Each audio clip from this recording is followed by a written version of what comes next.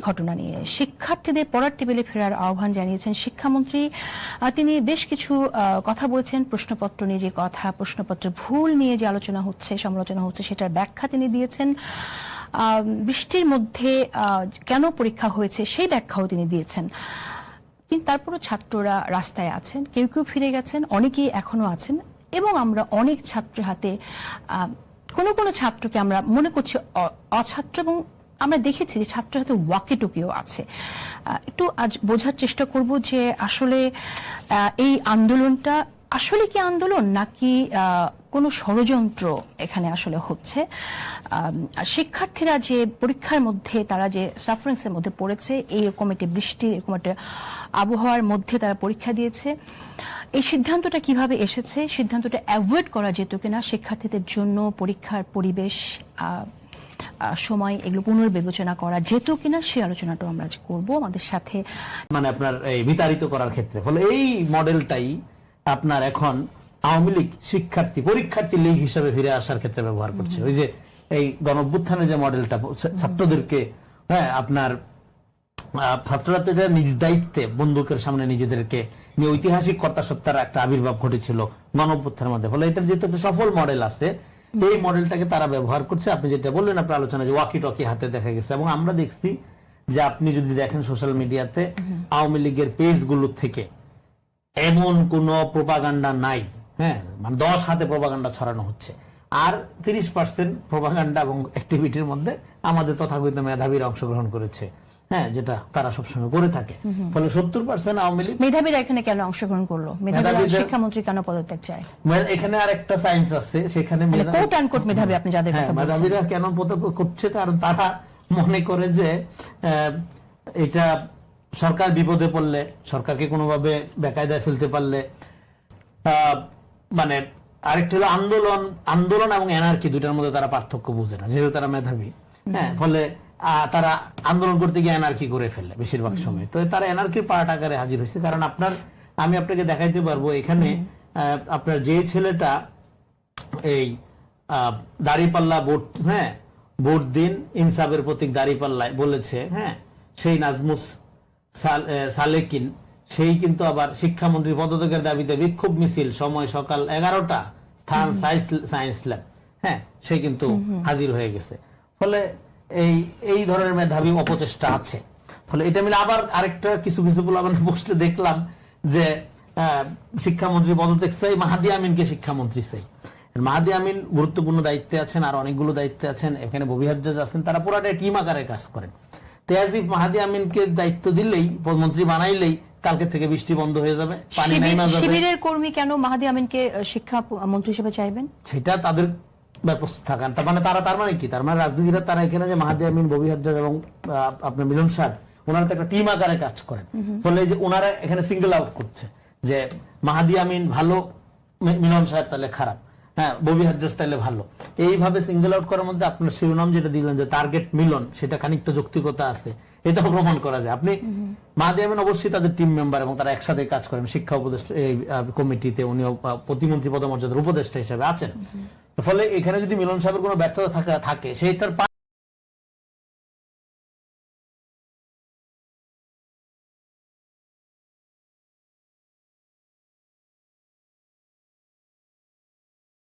পদত্যাগ চাচ্ছেন, এটার সায়েন্স কি এটা আমরা জানি না। তারা যে চাইছেন তারা কি জানেন না? এটুকু মিনিমাম যিনি জানেন না, যেটা সমন্বিত ভাবে আসে, জানলে তো এটা, তার মানে এখানে অনেকেই যার যার স্বার্থ, যার যার এজেন্ডা, সেটা দলীয়, তাহলে দলের ভিতরেও থাকতে পারে।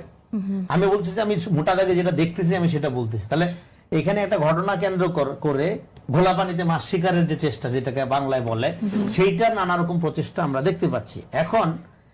আর ডেফিনেটলি এখানে পরীক্ষা বাতিল করা যেত কিনা, এই আলাপটা তো শনিবারের আলাপ, কারণ বৃষ্টি তো কয়েকদিন থেকে, আজকে সকাল থেকে তো কাঠফাটা রোদ, এবং ঢাকায় আজকে ওই অর্থে পানি নেই, পানি নেমে গেছে। ঢাকায় তো বন্যা ছিল না, জলাবদ্ধতা হয়েছিল। বন্যা যে এলাকায় হয়েছে, চট্টগ্রাম, সেই পুরা বিভাগের পরীক্ষায় তো স্থগিত। এবং এটা তো মন্ত্রী ব্যাখ্যা দিয়েছেন সংসদে, যে আবহাওয়া অফিস, ডিসি, ইউএনও তাদের সমন্বয়ে তারা বলেছে যে পরীক্ষাটা চালানো যেতে পারে। 5টা পর্যন্ত তারা ওয়েট করেছে, তারা আবহাওয়া ফোরকাস্ট দেখেছে, ফোরকাস্ট অনুযায়ী তারা সিদ্ধান্ত নিয়েছে। ফলে এখন পরীক্ষা হয়ে গেছে, সব হয়ে গেছে, প্রশ্নপত্রে ভুল যেটা, সেটা সমাধান বেরিয়েছে, নাম্বার অ্যাডজাস্ট করে দেওয়া হবে, দিয়ে দেওয়ার মধ্য দিয়ে এইটা এখন আন্দোলনের কোনো যৌক্তিকতা নাই। সেখানে যেটা তৈরি হচ্ছে ডেফিনেটলি এখানে এই আন্দোলনটা করার মধ্যে সবচেয়ে বেশি ক্ষতিগ্রস্ত হবে শিক্ষার্থীরা, কারণ এই মুহূর্তে পরীক্ষা চলছে, তাদের টেবিলে থাকার কথা। ফলে যারা তাদেরকে টেবিল থেকে নিয়ে আইসা এখন উস্কাচ্ছে তারা প্রথম ক্ষতি করছে শিক্ষার্থীদের। আরেকটা সমস্যা আছে ডেফিনেটলি, এই পরীক্ষাটা একটা আনটাইমলি অবস্থার মধ্যে পড়ে গেছে। ফুটবল বিশ্বকাপের মৌসুমে পড়াশোনা করতে বাচ্চাদের খুব কষ্ট হচ্ছে, এই সময় পড়ায় মন বসানোটা কঠিন। ফলে অনেকে আছে যে এই সময় পরীক্ষাটা না কোনো সুতায় যদি না হয় তাহলে তারা খুশি হয়, এই অংশটাও আছে।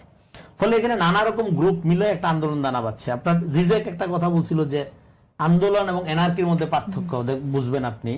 আন্দোলনের মধ্যে একটা ট্রু স্পিরিট থাকে, একটা প্রকৃত অর্থে একটা ইমপার্সোনাল একটা ইমানসিপেশন বা কল্যাণ বা মুক্তির ধারণা থাকে, আর এনআরকির মধ্যে পার্সোনাল ধান্দা থাকে, যার যার পার্সোনাল গোষ্ঠীগত ধান্দা থাকে।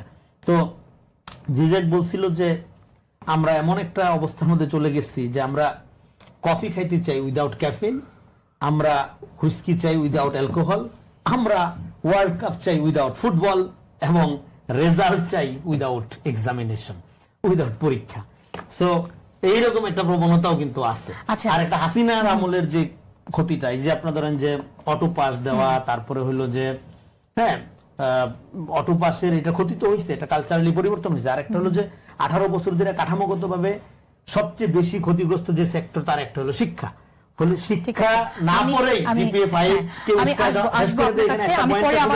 এটা বলে যে ফলে এই কাঠামোগত যে একটা অব্যবস্থাপনা হাসিনা তৈরি করে দিয়ে গেছিল, সেখান থেকে টেবিলে ফেরানোর চেষ্টা করার জন্য এহসানুল মিলনের প্রতি সবাই খুশি থাকবে, এটা মনে করার কোনো কারণ নেই।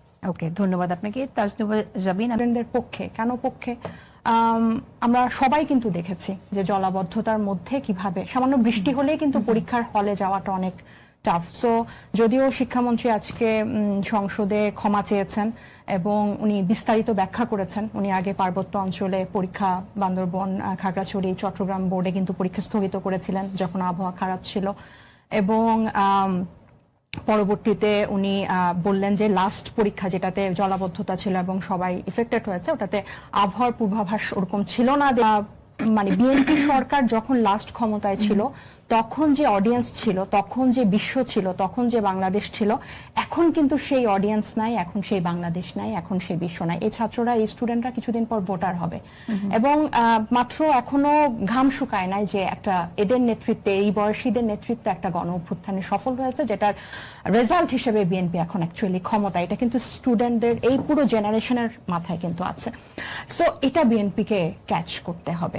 আপনি এই যে আমরা সবাই পুরো, এখন তো আমরা সোশ্যাল মিডিয়ার যুগ, আমরা শুরু থেকেই কিন্তু ঘটনা ঘটার সাথে সাথে আলোচনা। একটি কথা এখানে বলতে চাই তাজনুবা, সেটা আপনি বলছেন যে এই স্টুডেন্টদের মাথায় আছে। এখন এই স্টুডেন্ট, সেই স্টুডেন্ট আমরা কি করে বুঝবো? কারণ আমরা তো দেখছি সোশ্যাল মিডিয়াতে কিছু ফেক নিউজ ছড়ানো হচ্ছে, ছাত্রলীগের সাথে জড়িত যারা তারা বিভিন্ন মানুষকে পাঠাচ্ছে, ঢাকার বাইরে থেকে ঢাকায় পাঠানোর কথাও আমরা শুনেছি।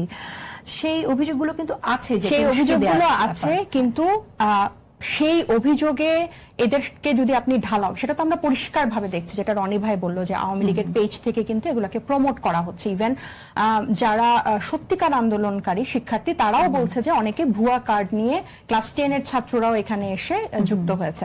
এগুলো কিন্তু আছে একদিকে, কিন্তু এখান থেকে লেসনটা আপনাকে নিতে হবে। এরকম আন্দোলন কিন্তু বিএনপির জন্য, এই বর্তমান সরকারের জন্য 4 মাসে খুব ভালো রেজাল্ট না। আমি কিন্তু শিক্ষামন্ত্রীর পদত্যাগের যৌক্তিকতা দেখি না, কারণ মাথা ব্যথা হলেই মাথা কেটে ফেলা কোনো সমাধান না, কিন্তু ওনাকে মেজর একটা কারেকশন করতে হবে। ওনার কিন্তু অনেকগুলো সমালোচনা আছে অলরেডি। সো আমরা যদি এটাকে বলি যে আমরা তো দেখছি পরিষ্কার, যেমন সমালোচনাগুলো কি কি, যেমন একটু শুনি না, ওনার যে বিভিন্ন বক্তব্য যে নকল করা যাবে না, এটাকে এই দিন আমি একটা কথা বলতে চাই, উনি নকল করা যাবে না এটা বলার পর যখন ট্রল করা হয় তখন আমার অবাক লাগে। উনি তো নকল করতে বলেননি, বলা হয় যেন উনি নকল করতে বলছেন। এটা আমি শেষ করি। এটা হচ্ছে ওই যে পালসের একটা ডিফারেন্স অ্যাকচুয়ালি। হ্যাঁ, এটা জেনারেশনের ডিফারেন্স। এটা যখন আমি তো ওল্ড স্কুল, আমাকে সময় যখন বলতো তখন এটা আমি ক্যাচ করতাম। আমি আর একটু শেষ করি, যেমন আজকে একদিকে আমরা কিন্তু ছাত্রদলকে দেখলাম শিক্ষার্থীর পাশে, অন্যদিকে কিন্তু আমরা নারী শিক্ষার্থীদেরকে দেখলাম সোশ্যাল মিডিয়ায় কান্না করে বলছে যে সে কি পরিমাণ সাইবার বুলিং এর শিকার হচ্ছে। সে একজন কন্টেন্ট ক্রিয়েটর, ব্র্যান্ড প্রমোটর, তার ইনস্টাগ্রাম এবং ফেসবুকের দুটো অ্যাকাউন্টই রিপোর্ট করে নামিয়ে দেওয়া হয়েছে এবং সবাই ছাত্র দলের এটাই করছে। সো আমি যেটা আসলে আপু বুঝাতে চাচ্ছি, আপনি যদি সমালোচনাটা নিয়ে এটাকে আপনি অন্য কারো প্রোপাগান্ডা, অন্য কারো ষড়যন্ত্র, এগুলো তো আছে, এটা ভাবা যাবে না। হ্যাঁ, কিন্তু এটা আপনাকে এই পালসটা বুঝতে হবে। আমি এই স্টুডেন্ট ওই স্টুডেন্ট কেন বলছি, আমি কিন্তু অনেকে দেখছি আমি আওয়ামী লীগের শিক্ষামন্ত্রীর সাথে এই শিক্ষামন্ত্রীর তুলনা করছেন, যেটা একেবারেই ভিত্তিহীন আমি বলবো। এই বিগত 17 বছরে এই অটো পাস এবং জিপিএ 5 এর যে মহামারী, হ্যাঁ মহামারী, মানে এটা কি বলবো, মানে এত উল্লাস, এটা অনেক দূরে সরিয়ে এনেছে। এবং যখন শিক্ষামন্ত্রীকে স্টুডেন্টরা খুব, এখনকার স্টুডেন্টরা খুব একটু হেয় করে কথা বলে, আমার মতো পুরনো মানুষদের একটু মানে এটা কিন্তু কানে লাগে। কিন্তু তারপর আপনাকে বুঝতে হবে আসলে। আমার যেমন একটু একটা লাইন শেষ করি, আমরা আজকেই আমাদের ফোরামে, অল্টারনেটিভ ফোরামে এটা নিয়ে আলোচনা করছিলাম। তো আমাদের ডায়াসপোরার যে অর্গানাইজাররা আছে তারা বলছে এটা যদি, এই যে উনি যে টার্মটা ইউজ করেছে, এগুলো যদি বাইরের দেশে এটা করে, এটা মানে ওনার ওখানে মিনিস্টারদেরকে পদত্যাগ করতে হবে। সো আমি বলছি যে এই জেনারেশন চেঞ্জটা বাংলাদেশে হয় নাই, এটা গ্লোবালি কিন্তু একটা জেনারেশন চেঞ্জ হয়েছে। সো আপনাকে এই পালসটা বুঝতে হবে। তাদেরকে যদি আপনি মনে করেন যে তারা ভবিষ্যতের কর্ণধার, তাদেরকে সেভাবে নারিশ করতে হবে, তাদের পালসটা বুঝে। হ্যাঁ, তাদের বয়স আর শিক্ষামন্ত্রীর বয়স জেনারেশনে ফাঁক আছে। হ্যাঁ, এখন আপনি বলতে পারেন যে ওইটা করছে, আপনি শাসন করবেন না। ওই যে বলে না, শাসন করা তারই সাজে সোহাগ করে যে। সো আপনি যদি শাসন, ঠিক আছে, আপনি নকল করবেন না, আপনি পরীক্ষা কঠিন হবে অবশ্যই। মানে আমাদের সময় বা বিগত সময়গুলোতে আমরা দেখেছি যে বিভিন্ন পাবলিক ইউনিভার্সিটি থেকে শুরু করে মেডিকেল বুয়েটে ভর্তির জন্য, বিভিন্ন একটা ভালো কলেজে ভর্তির জন্য অভিভাবকরা বা স্টুডেন্টরা কত পড়ালেখা করে। ইভেন বিসিএস এও যখন অংশগ্রহণ করে, যে কোনো কম্পিটিটিভ পরীক্ষায় বা দেশের বাইরে যখন যায়, সো পড়ালেখার ওই জিনিসটা, ওই নির্যাসটা কিন্তু বের করে আনতে হবে, যেটা আমরা গত 17 বছরে হারিয়েছি সমাজ করে দিয়ে। দুটো গুরুত্বপূর্ণ বিষয় এখানে এসেছে। একটি তো যে আমাদের পালস বোঝা, এই জেনারেশনের পালস বোঝা। আমি তাহসিন রিয়াজ আপনার কাছে আসি। আমরা মানে আমি বেশ আগে এসএসসি দিয়েছি, তো ওই সময়টাতে না এটা আমাদের জন্য একটা বড় রকম ভীতির কারণ ছিল। আমরা লিটারেলি মানে ওই সময়টা তো কেবল হাসিনা মানে এসেছে, ফলে ওই সময়টাতেও মানে শুরুর দিকের কথা বলছি, ফলে আমরা আমাদের কাছে এখনো আমাদের ওই স্মৃতিগুলো খুব তাজা, যে এসএসসি পরীক্ষার বা এইচএসসি পরীক্ষার অনেক আগ থেকেই আমাদের বাবা মারাও হচ্ছে আমাদেরকে অলমোস্ট প্রেশার দিয়ে একেবারে বসায় রাখতো টেবিলে। সন্ধ্যার পর, মাগরিবের পর বাসায় ঢুকছি কেন, এই জন্য আমাদেরকে জবাবদিহিতা করতে হতো। আজকে আপনি খেয়াল করে দেখেন, এই ধরনের প্রবণতা থেকে ইনফ্যাক্ট বের হয়ে আসছে আমরা।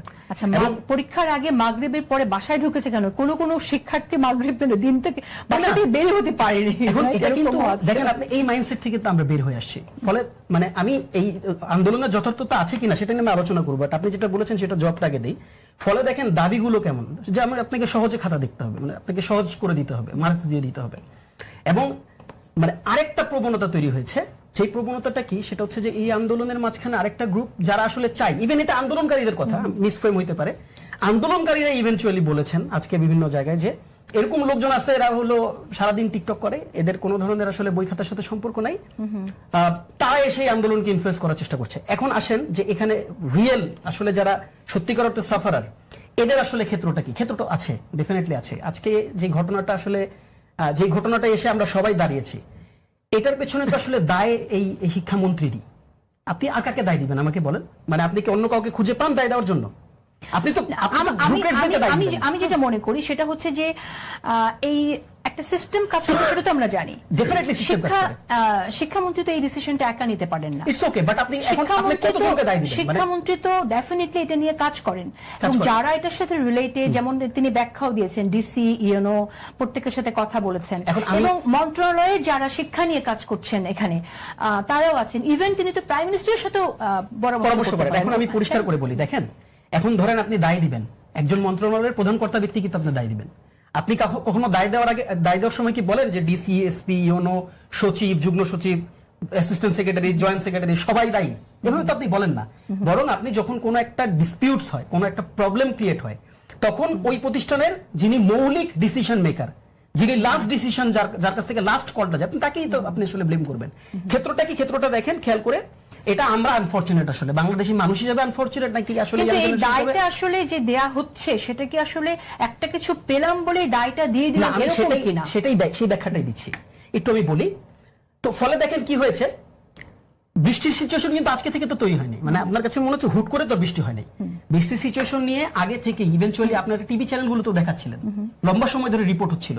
যেই দিনের পরীক্ষার কথা বলা হচ্ছে তার আগের 3 দিন টানা বৃষ্টি হচ্ছে ঢাকা শহরে, এবং ওই দিন সারা রাত বৃষ্টি হচ্ছে ঢাকা শহরে। ফলে কি হয়েছে, সারা ঢাকায় যে ওয়াটার লকড হয়েছে, মানে জলাবদ্ধতা তৈরি হয়েছে, এটা জানতে হইলে আপনার সায়েন্স, কমার্স, আর্টস আপনার বোঝার দরকার নাই, আপনাকে ম্যাথে 100 পাওয়ার দরকার নাই, আপনার বিশেষ ধরনের আবহাওয়াবিদ হওয়ার দরকার নেই। এটা আপনিও জানেন, আমিও জানি, আমরা সবাই জানতেছি।